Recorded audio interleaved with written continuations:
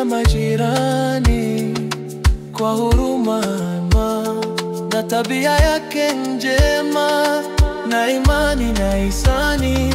Ni mfano ulo mwema, ni mfano ulo mwema.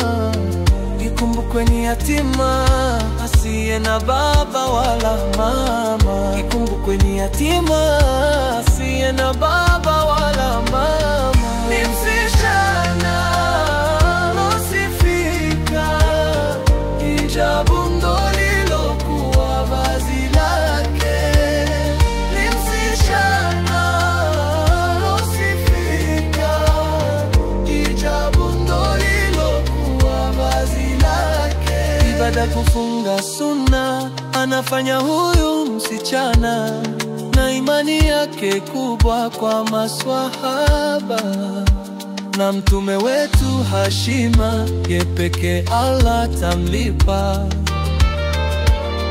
ye peke Allah tamlipa.